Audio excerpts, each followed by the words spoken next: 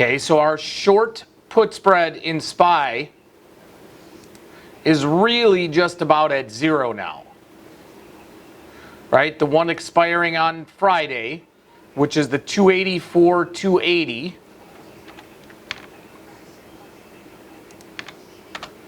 And our long put spread still going out to September 20th, the 287.282.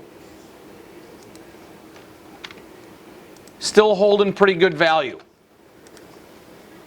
So even with this massive rise in SPY this morning, we're almost at the same place we were yesterday. We still have our $1.10 exit. Okay, so why is that?